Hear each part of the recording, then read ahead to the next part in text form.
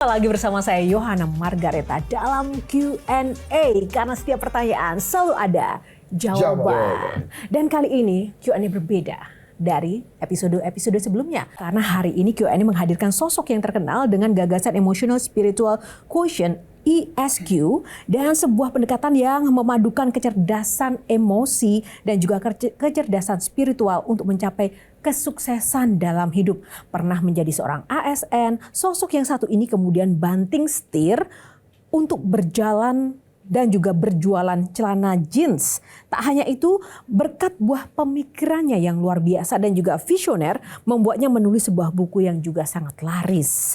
Dan tak lupa, ia juga berhasil membangun tower yang saat ini sedang kita gunakan untuk syuting Q&A pemirsa. Dan menurutnya, salah satu kunci sukses adalah pandai mengolah kecerdasan emosional. Inilah Q&A Emotional Rescue bersama Pak Ari Ginanjar. Tepuk tangan dong. Tak lupa pemirsa, tidak hanya bintang tamu spesial dan para panelis, ada teman-teman mahasiswa yang ada di sini. Tepuk tangan buat teman-teman. Thank you teman-teman. Pak Ari apa kabar? Baik. Pak Ari, sebenarnya kalau jadi motivator itu sebenarnya butuh motivasi juga nggak sih? Tentu.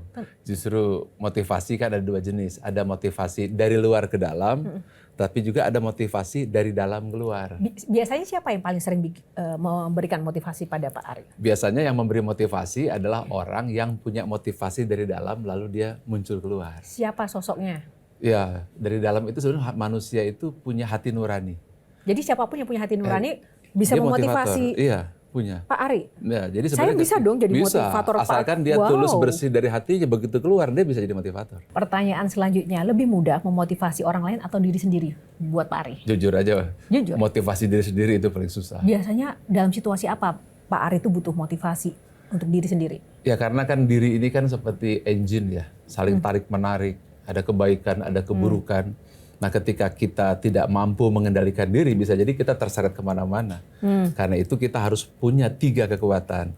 Mana spiritual, mana emosional, mana intelektual. Jadi kalau kita jadi punya mobil, supirnya itu siapa, mobilnya itu siapa, penumpangnya itu siapa. Kalau kita salah, kita bisa dibawa sama mobil gitu. Nah, kita mau masuk yang kedua tadi Pak, masalah emosional. Bicara soal emotional rescue yang menjadi topik utama. Emotional rescue adalah pertolongan emosi ya Pak. Nah, kali ini ada panelis yang memang emosinya harus segera ditolong nih Pak, di Bang Hensat nih. Ya gini Pak Ari. Tadi katanya banyak banget katanya mau dicurhatin. Jadi Pak, ini kan sekarang lagi rame nih. Kalau nakal masukin barak militer. Menurut saya militer itu banyak kelebihannya. Tapi ada juga yang banyak orang tuh jadi takut tuh terhadap ancaman itu. Nah, Bapak kan motivator. Mana yang lebih ampuh mengubah orang? Ancaman atau motivasi? Widih, sedap.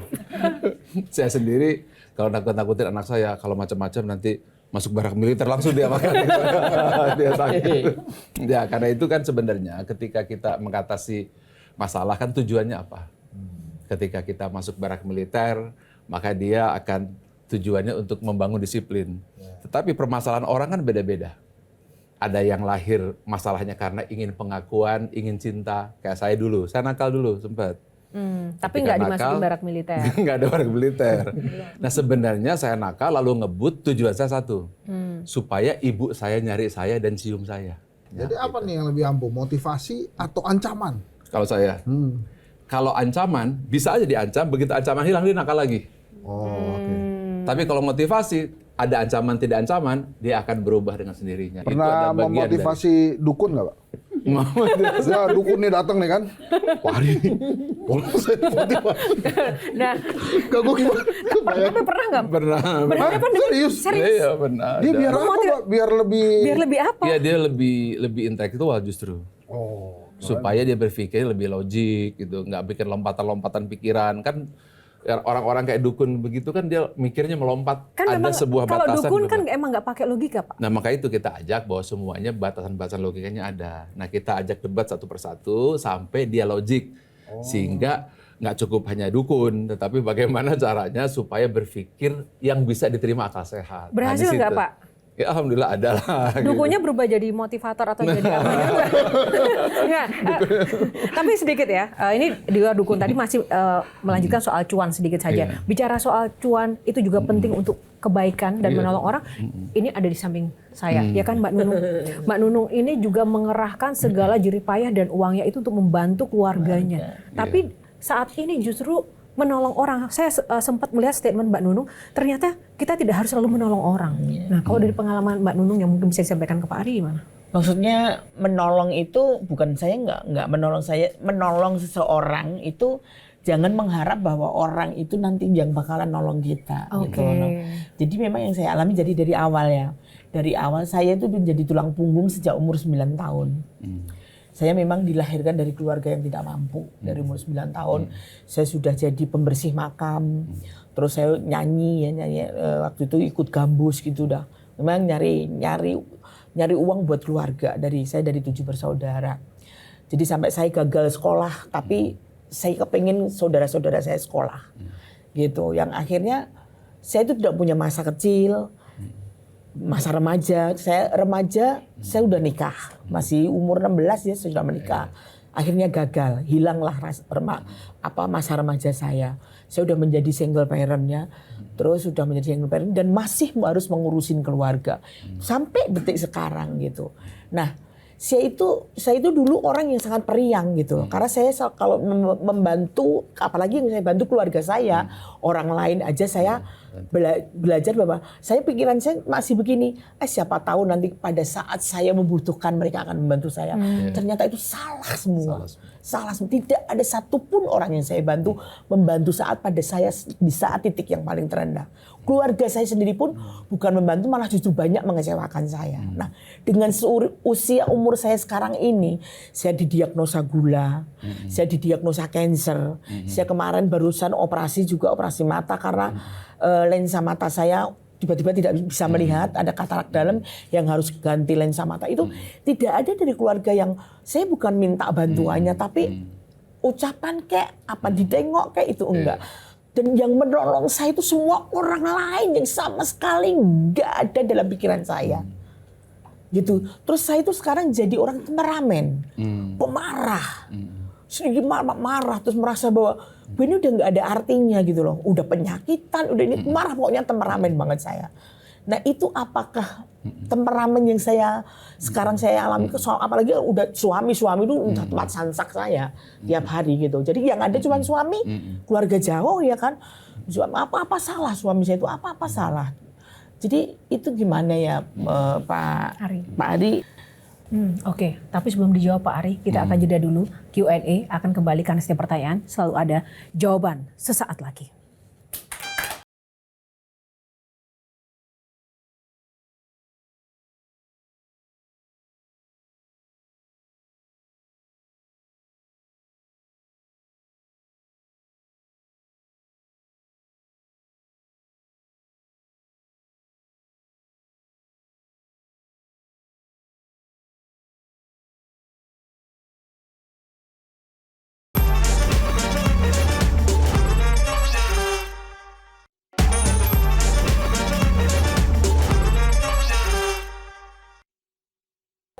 Ya, kembali di program spesial Metro TV Q&A. Nah, tadi kita sudah mendengarkan di segmen sebelumnya tentang kisah Mbak Nunung ya, yang menjadi temperamen ketika telah menghadapi banyak sekali tantangan-tantangan hidup. Nah, ini tuh sebenarnya sebabnya apa dan kenapa?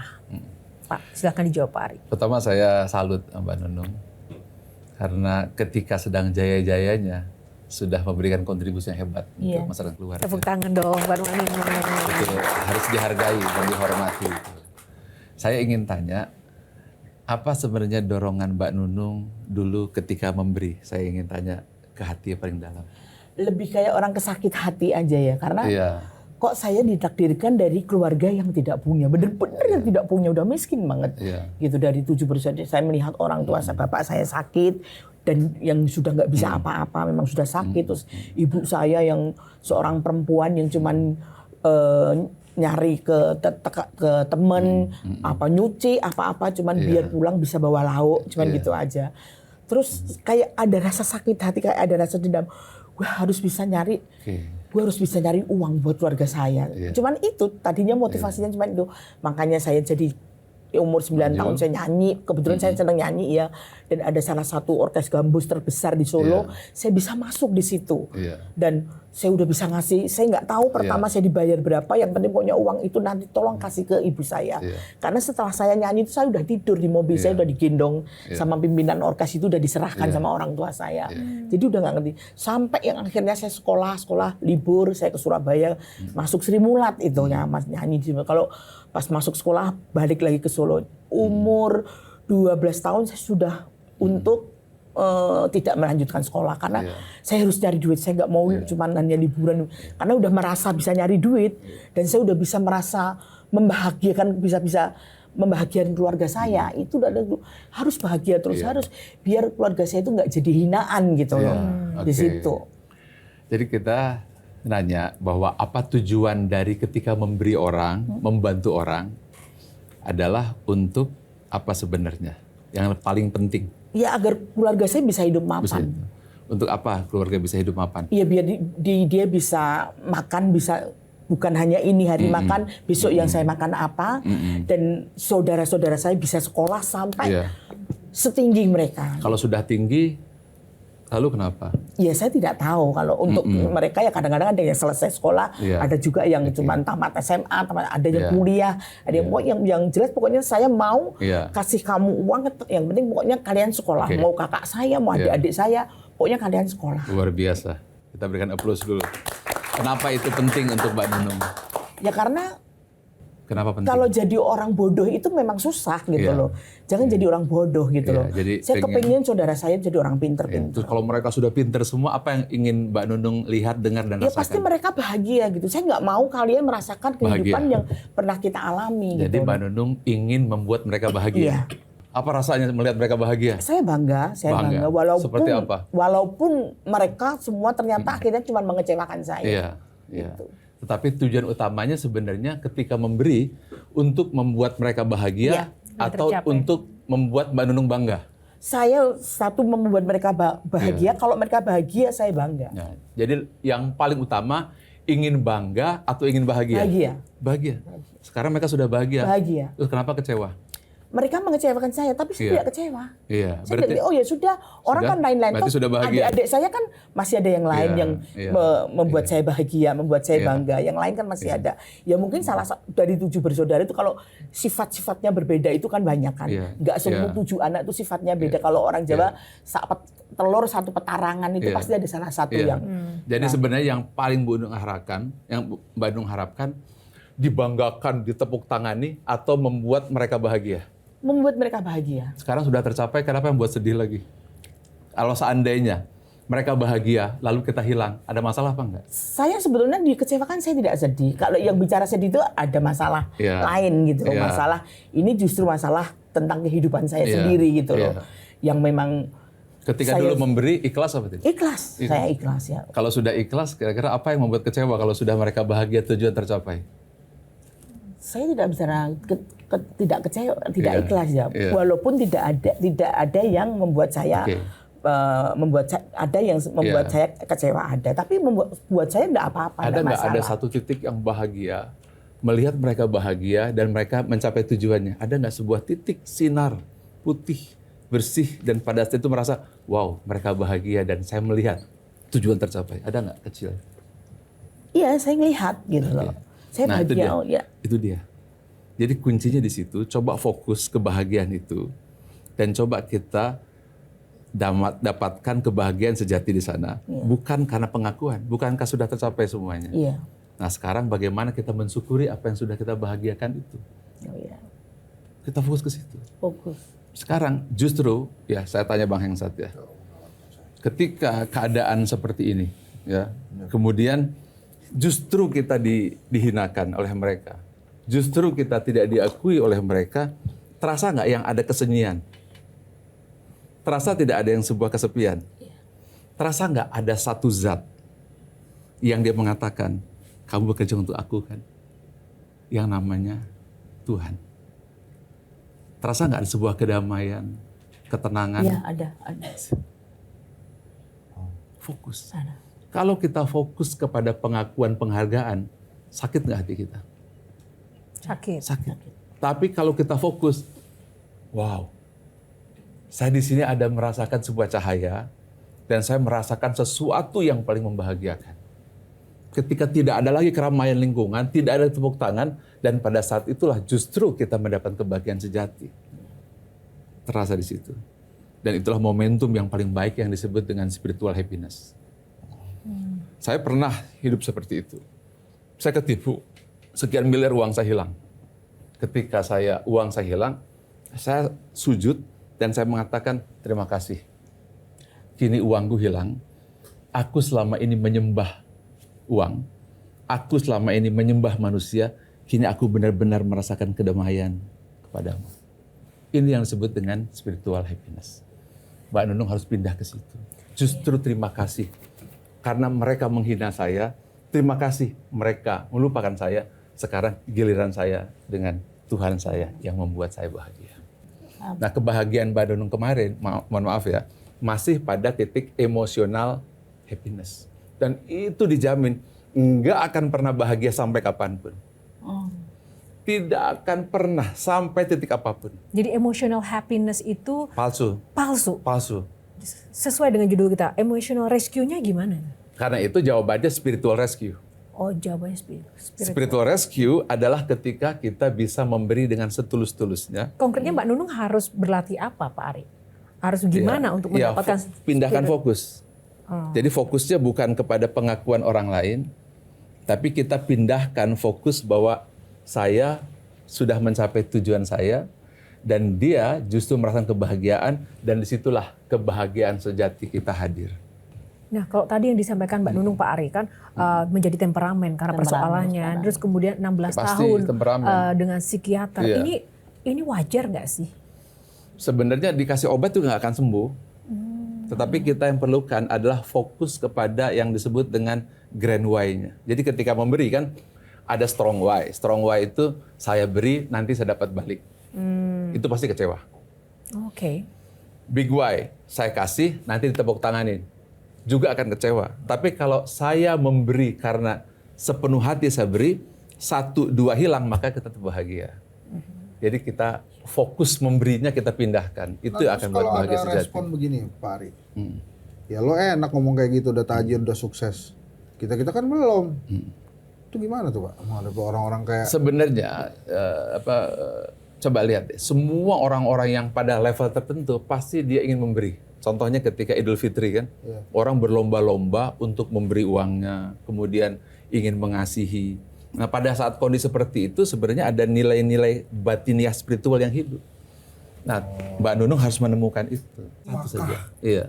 Yang dirasakan Mbak Nunung ini akibat pembelajaran yang memang dari kecil kita terima. Bahwa memberikan sesuatu itu dapat pahala. Iya. Jadi itu pamrih pahala itu ada terus tuh. Sebenarnya jangan pahala dulu. Sebelum pahala itu ada fungsi otak di sini yang disebut dengan gaspot. Ketika kita mampu menemukan dan memberi, itu seperti ada enlightenment luar biasa. Nah, Mbak Nunung itu satu level, satu titik menuju ke titik itu. Oh, keren. Oke, nah tadi Satu titik itu. bicara Oh, itu soal tuh memberi dari soal pahala tuh. Iya. anak dan juga soal beri memberi dan bagaimana menyiasati untuk keluar dari sebuah perasaan-perasaan kecewa. Ini Mbak Anisha juga pengalaman langsung nih Mbak Nunung, yang juga menjadi muridnya Pak Ari, sudah mendapatkan faedahnya. Masya Allah. Tidak ke psikiater kan ya Mbak ketika bermasalah, tapi Sebenarnya ke sih ESQ ya Pak. Iya, aku sebelumnya terima kasih diundang ke sini. Ini pertama kali buat aku ke sini dan bertemu dengan orang-orang hebat di sini. Dan aku tuh ikut ESQ itu tahun 2006. Udah ikut ESQ. Awal ikut itu karena aku juga mencari jati diri ketika aku, kalau cerita sedikit ya, flashback, aku bercerai 7 tahun dan akhirnya aku mencoba ke segala macam guru kok tidak menemukan ketenangan gitu loh. Akhirnya alhamdulillah aku 2006 ketemu ESQ. Di situ aku ngerasa kayak mualaf. Karena aku baru mengetahui bahwa Allah itu luar biasa dan aku bisa mencintai Nabi Muhammad dari ESQ juga. Singkatnya adalah dari 2006 sampai detik ini saya nggak pernah lepas dari ESQ. Jadi apapun yang ada di ESQ, training apapun saya ikutin. Karena yang namanya keimanan itu Mbak Nunung, tuh naik gitu. Apalagi saya juga punya anak yang udah menikah, terus yang kedua anak 28 tahun mau menikah, dan ada anak yang ABG sekarang 17 tahun. Itu juga dunia zaman sekarang memang netizen itu kan maha benar netizen. Iya.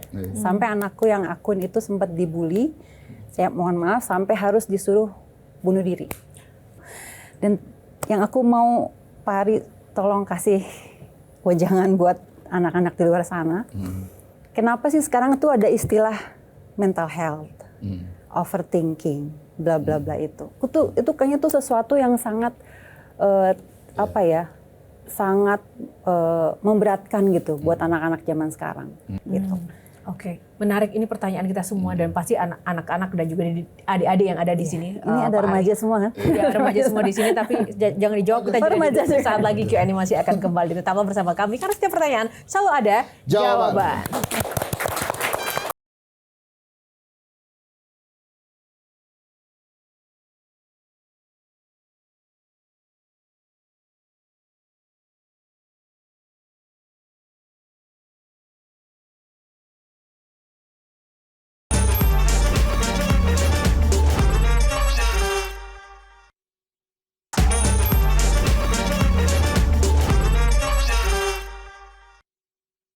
Ya, kembali di Q&A. Tadi kita sudah mendengar pertanyaan dari Mbak Anisha tentang bagaimana efek media sosial terhadap anak itu bisa mempengaruhi psikologi bahkan mental health. Ini luar biasa, ini diskusi ini sangat-sangat penting ya. Bagaimana tadi kita melihat sebuah titik hampir kulminasi dari Mbak Nunung. Ada satu wilayah yang disebut spiritual zone, ya, spiritual zone atau disebut dengan awan kebahagiaan, awan kedamaian. Tetapi dia tertutup oleh sebuah plafon Ethernet sosial media, plafon Ethernet dunia hiburan. Yang diperlukan adalah kita harus mengajak Mbak Nisa, anaknya, Aquin, kemudian Mbak Nunung, untuk sedikit aja kalau mau. Dia hanya cukup ciluk, bak gitu kan. Sebenarnya manusia itu kan hidupnya seperti anak kecil. Ketika masuk kecil, Mbak Nung suka main nggak ciluk bak? Iya. Betul kan? Iya. Nah, ternyata itu adalah sebuah proses spiritualitas manusia. Bukan agama ya Pak? Bukan. Tapi untuk mencari bak. Nah, bak itu adalah Rob. Bak itu adalah Tuhan. Pak Ari bisa bikin Mbak Nunung ketemu baknya itu nggak sih? Ini sudah ada kelihatan proses di matanya. Kan kalau misalnya ngeliat Pak Ari itu kan membayangkan wah ini kalau Yes, sekarang. jadi keluarganya Ari Ginanjar itu pasti happy terus ya karena kan punya seorang Ari yang pasti akan memotivasi apapun kesusahannya. Itu begitu nggak? Saya seperti Mbak Nunung. Sayalah Mbak Nunung dulu. Sayalah Mbak Nunung. Saya seperti Mbak Nunung. Persis seperti Mbak Nunung. Saya marah dengan keadaan. Saya marah dengan semuanya. Maka definisi hidup adalah derita itu saya. Apa yang memang paling membuat Pak Ari Ya, karena pernah menderita? Ya dulu saya pikir hidup itu kalau jadi ASN gitu kan. Setelah jadi ASN 10 tahun kok nggak bahagia juga padahal duit udah banyak gitu kan. Akhirnya saya jadi pengusaha. Setelah saya jadi pengusaha, duit sudah banyak. Kok gila juga saya kan. Oh enggak, berarti hidup tuh harus jadi atlet, jadi karateka. Dekat medali, muka sampai sobek-sobek, ini juga sobek-sobekan, nggak bahagia juga. Akhirnya apa? Saya sampai pukul itu spear sampai bengkok. Saya benar-benar stres luar biasa. Akhirnya saya berada di sebuah titik. I got him. I see him. Tuhan. Yes. Titik baliknya apa tuh Pak? Enlightenment. Susah diceritakan. Orang tua melihat Pak Ari gimana? Ya, orang tua saya herannya tiba-tiba saya berubah gitu. Kenapa kok saya berubah di tengah kesunyian, kegelapan? Semua juga sama, keluarga saya juga habis, ekonominya habis, semuanya pernah. Seperti Mbak Nunung persis, bahkan lebih parah dari Mbak Nunung. Ayah, ibu tuh gimana? Ayah ibu juga merasa anak saya mau jadi gila mungkin ya. Ya mungkin anak saya juga, ibu saya juga hadir di sini bisa menyaksikan dan menjadi saksi. Dan justru pada titik optimum itulah enlightenment datang. Oke, tepuk tangan. Nah, karena Pak Ari menyampaikan ada ibunda yang datang di sini, benar sekali. Ada Om Ana. Iya. Boleh teman-teman mungkin disampaikan baiknya Oma Ana menjadi bundanya atau mamanya Pak Ari. Emang dulu senakal apa sih Pak Ari? Wah, nakalnya luar biasa ya. Yang paling itu tuh suka ngebut. Sampai beberapa kali saya itu tinggal ditelepon, ini rumahnya Bapak Abdul Rahim Agustik. Iya, kenapa? Itu Bu, putranya di rumah sakit kecelakaan motor. Saya datang ke sana, baru bicara misalnya, oh jangan ngebut lah melulu dong di jalan raya, gitu kan bahaya. Langsung jawab, oh kalau gitu bisa ditrek-trekan di Ancol ya, katanya gitu. Jadi tidak ada kapok-kapoknya gitu. Dan pada tadi sudah diceritakan pada saat jatuh, sejatuh-jatuhnya kehilangan semuanya, ya disitulah saya dengan ayahnya menjadi motivator juga sebenarnya waktu itu, karena dia udah benar-benar yang jatuh secara ekonomi, keluarga semua sudah hilang. Tapi alhamdulillah dengan dia mau belajar dan kembali kepada Allah ya, akhirnya dia menemukan sesuatu yang akhirnya dia bisa membagi kepada orang lain, bisa menjadi motivator buat yang lain. Alhamdulillah saya melihat perjalanannya itu sangat luar biasa, masuk ke dalam hati ya, sehingga saya ada rasa bangga yang luar biasa. Dia bisa menolong orang-orang. Mudah-mudahan Mbak Nunung juga ini sekarang bisa berubah, bisa menerima bahwa apa yang sudah Mbak Nunung sampaikan itu adalah hanya karena Allah semata. Luar biasa. Nah, saya kirain tuh ya Pak, Mas Ari tuh di suatu malam tiba-tiba ada cahaya dari atas, terus langsung jadi berubah gitu. Apa yang terpikirkan ketika melihat seorang Ari Ginanjar? Kayak nggak punya masalah gitu di dunia Pak. Kayak nggak pernah kesel gitu. Hidup tuh asik-asik aja. Nggak ada utang. Kalau ngelihat orang lawan arah di jalan tuh, oh mungkin dia belum tahu arah. Terus kalau ngelihat ada yang kebut-kebutan tuh, oh ya mungkin dia lagi sakit perut gitu sih. Bayangin nggak kalau satu dunia kayak begitu, nikmat nggak dunia? Gak ada politik kali ya. Apakah harus? Oh silakan Anda jadi presiden, gua enggak gitu. Ya, gitu loh. Ini yang disebutkan oleh Bang Hensat ini artinya orang yang sudah selesai dengan hidupnya. Pak Ari sudah? Tentu saya nggak boleh dong bilang sudah selesai. Ya, tapi kriteria orang yang sudah selesai, nggak penting lagi orang mau tepuk tangan sama kita. Nggak penting lagi orang mau mengakui kita atau tidak. Nggak penting lagi orang mau bayar sama kita. Dan bahkan kata-kata dia sudah tidak lagi bisa menyakiti kita. Komentar kok Mbak Nunung mungkin? Kalau aku cuma mau nanya kalau temperamen tadi kenapa itu Pak Ari saya jadi orang? Ya karena Mbak Nunung masih berada pada emotional happiness sama physical happiness. Dan itu capek sekali. Dan nggak akan pernah dapat. Nggak, karena kita hidup bukan untuk itu. Kita hidup di bumi itu bukan untuk dapat pengakuan orang lain. Karena memang kita ini diciptakan oleh Tuhan yang maha sempurna. Seandainya pun gunung ini ya, gunung Salak gitu, gunung gede, gunung Merapi jadi emas. Lalu dikasih nih sama orang yang pernah ditolong sama Mbak Nunung. Dikasih, ini balasannya. Apakah membuat Mbak Nunung happy? Enggak, belum tentu. Terus obat-obatan itu masih diteruskan? Obatnya yang barusan ini sudah. Coba nanti malam rasakan. Saya pengen nanti ada pertemuan kedua dan saya pengen sudah ada perubahan besar. Langsung direct ketemu Dan nggak usah selesai, nanti malam tinggal bangun tengah malam, rasakan tetesan air mata dan rasakan kesejukan. Terasa nggak sekarang terang hari ini? Iya. Terasa nggak semua tiba-tiba tadi gelap hari ini terang? Iya. Terasa nggak semua kelabu jadi putih hari ini? Iya. Terasa nggak sejuk hari ini damai? Iya. Tenang. Terasa nggak kepala seperti disiram air yang putih, bening, jernih? Iya. Terasa nggak tiba-tiba mata jadi terang benerang? Iya. Kayak tahu tiba-tiba seneng aja gitu. Juga siapa yang maha menyenangkan? Tuhan. Dia yang maha cinta, pengasih. Lewat tangannya Mbak Yohana, he touch you. He touch you. Selamat. Bahagia sampai hari ini. Sampai dengan husnul khotimah. Amin. Sampai husnul khotimah. Amin. Gak akan lagi ada yang bisa menyakiti. Gak akan ada lagi tepuk tangan yang kita harapkan. Tidak lagi 1 rupiah pun gak ada harganya untuk membuat bahagia. Jadi nunung yang baru. Amin. Nunung yang punya pencerahan. Amin. Nunung baru yang akan membantu Indonesia memberikan pencerahan. Selamat. Silahkan mau sharing, mau sampaikan apa yang Mbak rasakan. Apa? Silakan Mbak Nunung. Apa yang disampaikan? Ada yang disampaikan? Buat Perasaannya Mbak Nunung? ya paling enggak mungkin baru sekali ini ya saya ketemu sosok seorang Mas Hari seperti Mas Hari ini. Biasanya kalau saya ketemu cuman solusinya obat. Kalau ini kayak ada solusi gitu, ada apa ya, membuat lega gitu loh.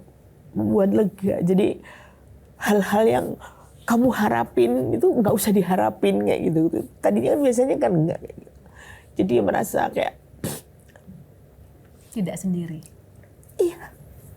Tidak sendiri. This is the most happiest time in your life. Selamat. Iya, terima kasih. Bahagia. Amin. Akan bahagia. Akan semuanya, akan kebahagiaan sejati. Selamat. Terima kasih. Terima kasih Pak Ari. Saran Bapak ke teman-teman di luar sana yang terdampak badai PHK karena suasana atau situasi global ekonomi ini apa Pak? Sebenarnya kita bisa merespon dengan 2 mata. Bisa mata lalat atau mata lebah. Saya menganggap apa yang disampaikan oleh Mas Ari tadi itu dongeng aja.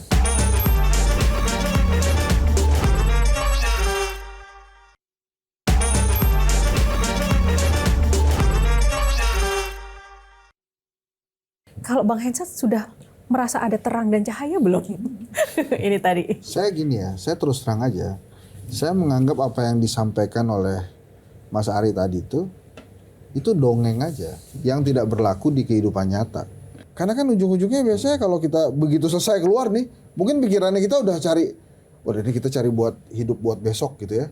Atau gimana caranya kita cari uang lagi supaya anak kita nih nggak lebih sengsara dari kita gitu, harus lebih sukses dari kita, kan kadang-kadang kita terjebak gitu Pak. Iya. Nah ketika pertanyaan seperti itulah ada fungsi otak di sini Bang Hensat. Namanya gut spot, ditemukan oleh Michael Persinger pada 1980, mempertanyakan. Lihat nggak mukanya Bang Hensat itu mukanya ngotot banget untuk bertanya, ya kan? Dan itu sebenarnya sama. Ketika puncaknya mentoknya di sini, kalau ini Mbak Nunung mentok di permasalahan, kemudian di Bang Hensat ini adalah mempertanyakan kehidupan sebenarnya. Pertanyaan wajar dan itu pertanyaan yang cerdas dan hebat menuju tangga spiritualitas. Nah pertanyaan itu nggak boleh dihentikan. Kadang-kadang kan kita udah nanya, besok kerja lagi lupa nanya lagi kan. Kerja lagi lupa. Itu terus digali sampai ketemu sebuah awareness. Siapa sih kita ini gitu kan?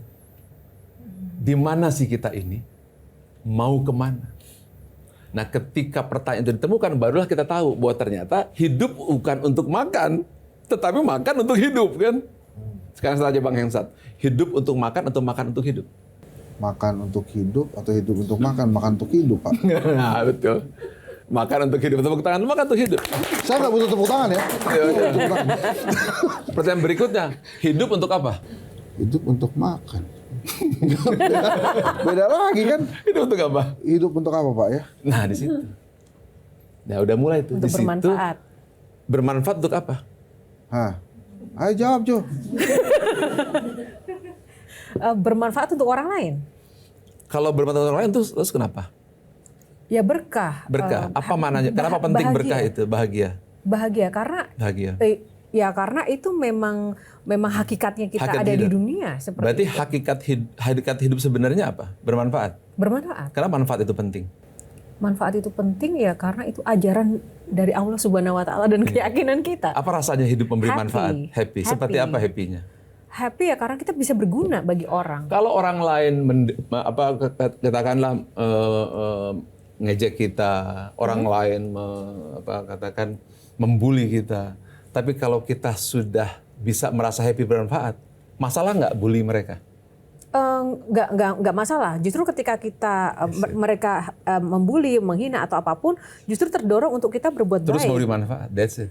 Gitu. Artinya ini otot biceps spiritualnya udah lebih kuat lagi. Tadi kan panelis nih yang nanya ke Pak Ari. Sekarang coba giliran gamesnya Pak Ari yang nanya ke panelis. Oke, ini Biar adil. kesimpulan ya, kesimpulan dari tiga bintang tamu yang cocok lapar ya, lapar intelek fisikal, lapar emosional, lapar spiritual. Saya Oke. minta nanti Bang Hensat sama Mbak Nunung nih yang jawabnya dan juga pemirsa. Satu ya, pilih mana? Ya, tolong jawab. Siapa dulu nih? Bang Hensat dulu. Oke. Punya tanah, tabungan banyak, tapi nggak punya bestie. Wah, saya mendingan punya bestie terus punya tabungan, Pak. Ya kan? Oke. Nah, maksud saya bestie itu penting, harta penting, tapi punya teman juga penting juga gitu. Iya. Tapi kalau boleh pilih yang mana? Biasanya Pak ya, kalau punya tanah, punya tabungan, bestie datang sendiri.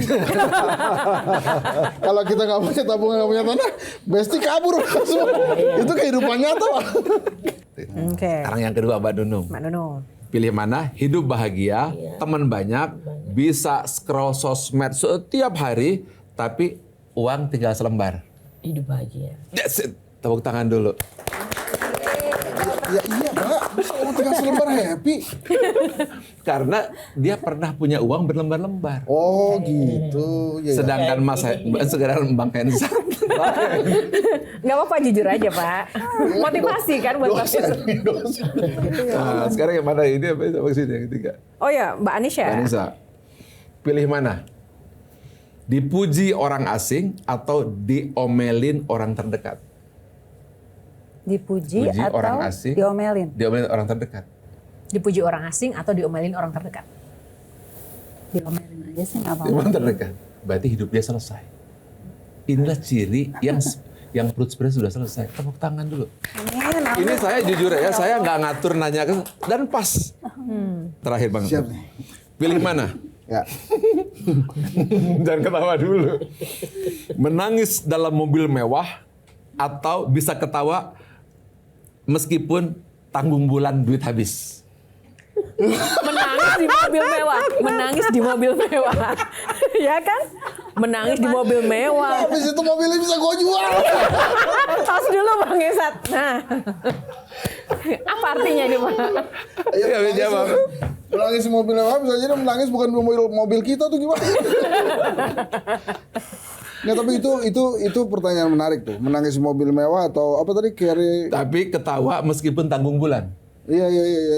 Saya sih lebih terus terang ya. Saya lebih suka ketawa tapi tanggung bulan. Wih, naik tingkat. Nggak, Naik tingkat ini. karena buat saya ketawa itu mahal, Pak. Iya. Ketawa itu susah sekali. Jadi pada saat kita ketawa itu gue relief sih, lupa tuh kesulitan-kesulitan dunia. Makanya yang kita cari itu emang ketawa. Tapi menarik tadi Bang Esat menyebut ESG ya Pak. Ini kan mendapatkan rekor muri ya Pak ya? Iya. Training 300.000 orang, bener Pak? Bukan, sekali training, satu ruangan 13.000 orang. 13.000 2 hari, orang ya. 2 hari. Dalam 2 hari, apa yang akan dicapai di masa yang akan datang sih Pak dengan sesi-sesi event seperti ini tuh Pak? Sebenarnya kita namakannya 5G. 5G itu 5G. Satu, semua orang punya grand why. Tadi seperti Mbak Yohana bilang, saya hidup untuk memberi kontribusi. 1, 2. 2, saya punya growth mindset. Apapun yang terjadi, saya tidak overthinking. Tetapi bermata lebah mencari solusi. 3 adalah gift. Gift itu adalah talenta-talenta. Contoh talentanya Mbak Nisa di show, talentanya Mbak Nunung juga di show, dan seterusnya. Dan artinya kita mempergunakan talent yang ada diberikan. Yang keempat, tetap harus punya goals. Goals kita apa? Target kita apa? Dan yang terakhir, harus grit. Grit itu adalah bergerak terus, pantang menyerah mencapai impian. Nah itu juga saya lihat soal goals dan juga tujuan. Kemarin 24 Mei ya, Bapak menggelar The Amazing. Sebuah kegiatan yang memang spektakuler juga Pak. Ini untuk kemudian memberikan sebuah inspirasi dan juga motivasi. Apa yang ingin dicapai? Goalsnya apa Pak? Sama saja Amazing seperti itu, Pak. bagaimana supaya kondisi masyarakat ini kan sedang luar biasa ya. Saya nggak bisa bilang sakit lah gitu ya. Tapi tekanan ekonomi, tekanan sosial, tekanan mental itu luar biasa. Kita ingin memberi pilihan bahwa ada sebuah dimensi baru di mana 10.000 orang berkumpul dalam suasana penuh semangat, tetap optimis menghadapi masa depan yang tidak ada kepastian. Dan kita membutuhkan itu. Karena ketika kita tidak bisa mengontrol lingkungan luar, kita kontrol diri sendiri. Kita tidak bisa mengendalikan lingkungan, kita kendalikan diri sendiri. Pepatahnya, seekor burung itu tidak takut untuk hinggap di ranting yang mudah patah karena dia percaya dirinya bisa terbang. Keren. Nah, bicara soal tadi Pak, kita tidak bisa mengontrol keadaan di luar. Saran Bapak ke teman-teman di luar sana yang terdampak badai PHK karena suasana atau situasi global ekonomi ini apa Pak? Sebenarnya kita bisa merespon dengan dua mata. Bisa mata lalat atau mata lebah. Kalau mata lalat, maka letakkan dia di meja makan, maka yang dicari tetap saja sampah. Tetapi kalau mata lebah, meskipun badai PHK, meskipun keadaan ekonomi, dia selalu percaya apabila ada 1000 masalah di otak kirinya, tapi ada 1000 solusi di otak kanannya. Dan dia percaya bahwa dia bisa memilih respons. Memilih respon, klik, problem mode, klik, solution mode. Meskipun badai PHK, jangan-jangan karena PHK, dia bisa jadi konglomerat setelah itu. Karena PHK, jangan-jangan dia akan melahirkan generasi baru. Generasi yang tidak tergantung dengan lapangan pekerjaan. Generasi entrepreneur, generasi kemandirian, generasi yang mampu menimbulkan solusi-solusi baru. Tergantung kita milih mana. Mau menjadi mata lebah atau mata lalat. Terserah dari kita. Pilih mata lebah, maka kita akan mencari bunga di tengah kondisi PHK sekeras apapun. Terima kasih waktunya Pak Ari. Sama-sama. Tapi sebelumnya mohon closing statement-nya untuk kita semua dan juga pemirsa yang ada di rumah. Saya mungkin menjadi orang yang paling bahagia hari ini melihat transformasi di Mbak Nunung dan mudah-mudahan transformasi kepada para pemirsa yang menyaksikan ini. Saya setuju dengan Mbak Yohana bahwa tidak ada satupun daun yang jatuh kebetulan, debu terbang atas izin Tuhan. Bahwa manusia itu diajarkan oleh Tuhan dengan 4 bahasa. Pertama, ayat-ayat sucinya. Kedua, alam semesta yang harus kita jaga, yang harus kita baca maksud saya. Yang ketiga adalah para nabi dan rasulnya. 4 adalah kejadian-kejadian. Saya percaya bahwa fenomena kejadian bagaimana Mbak Nunung bertransformasi dalam waktu sekian menit di sini, itu adalah sebuah pesan untuk bangsa kita, dan tugas kita adalah kita harus membaca. Percayalah bahwa kita dilahirkan bukan kebetulan, hidup di muka bumi bukan untuk makan, tapi bagaimana kita terus hidup memberi manfaat. Sehingga sepanjang kita masih bisa terus memberi manfaat, maka niscayalah hidup kita akan bahagia. Dan ingat bahwa manusia itu bukanlah ember yang harus diisi, tapi manusia adalah api yang harus dinyalakan. Terima kasih. Terima kasih. Gimana emotional rescue pada malam hari ini? Sepertinya